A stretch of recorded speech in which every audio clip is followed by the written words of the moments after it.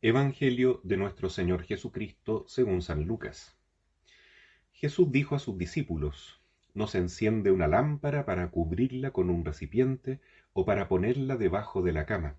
sino que se la coloca sobre un candelero para que los que entren vean la luz. Porque no hay nada oculto que no se descubra algún día, ni nada secreto que no deba ser conocido y divulgado. Presten atención y oigan bien, porque al que tiene se le dará, pero al que no tiene se le quitará hasta lo que cree tener. Palabra del Señor. Como muchas veces Jesús ha dicho, el reino de Dios es como una semillita de mostaza, que al principio es muy pequeña, pero va creciendo y se extiende cada vez más y más en sus ramas, en sus frutos, en el cobijo que le puede dar a los pajaritos, etc. Por lo tanto, no hay nada oculto que no se descubra algún día, y la misma palabra de Dios, que en un principio pudo haber tenido un sentido más oculto, esto se nota sobre todo en el Apocalipsis, cada vez es mejor reconocido, más divulgado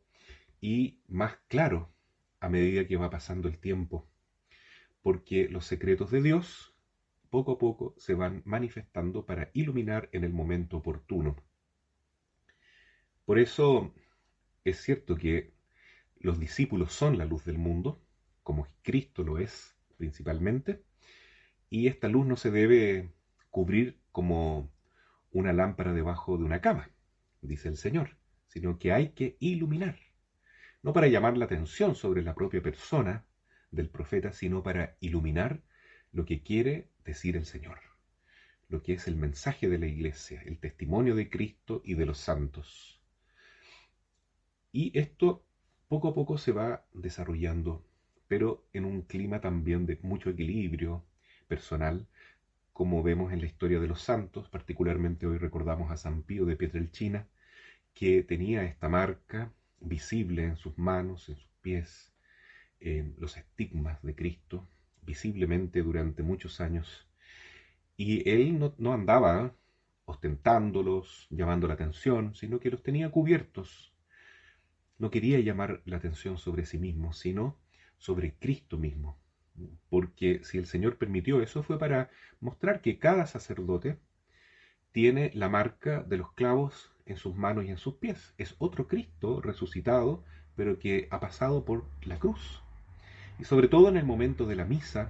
cada sacerdote debería rezar como lo hacía el Padre Pío,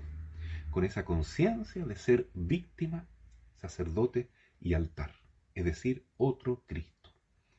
Eso se notaba clarísimamente en el Padre San Pío de Pietrelcina, no solo en su cuerpo, sino también en su forma de vivir la misa.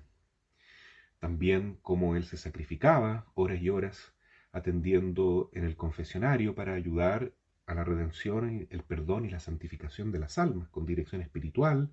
y con la ayuda de la misericordia de Dios a través del sacerdote, que se sacrifica, que se entrega, que se ofrenda por el bien de su pueblo, de su rebaño, igual que Cristo en la cruz. Hemos de pedir entonces que esta gracia de tener sacerdotes santos como el Padre Pío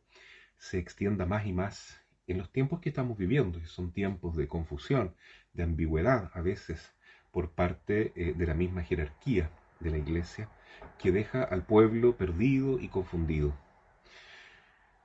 El Padre Pío, sin embargo, que sufrió tanto de parte de la jerarquía de su tiempo y de sus propios cohermanos capuchinos, que por lo menos que los que rodeaban al Padre Pío le hicieron sufrir mucho, porque no aportaron mucho en la misión que él tuvo, sino que le pusieron contratiempos, dificultades, prohibiciones, que él aceptó con inmensa humildad, con inmenso amor, igual que Jesús, y nunca se rebeló contra la autoridad competente, contra el Papa, contra el obispo, contra el sacerdote, contra el superior religioso, contra el cohermano. Se puso siempre en el último lugar y de ese modo oraba y pedía por la iglesia, y logró la conversión de tantos cohermanos, frailes, capuchinos, sacerdotes, fieles laicos que a lo mejor tenían mucha soberbia al principio y fueron cambiando, viendo el ejemplo de humildad de San Pío. Esa es otra manera de ofrecerse. Hoy en día muy fácilmente nos llenamos de rabia, despotricamos contra lo que no nos gusta en los sacerdotes, en los obispos, en la jerarquía, pero no nos damos cuenta que con eso nos estamos ayudando a la obra de Cristo, sino a la obra del demonio, que quiere división, crítica y discordia. Sigamos el ejemplo todos del Padre Pío, que fue un humilde franciscano, otro Cristo, una víctima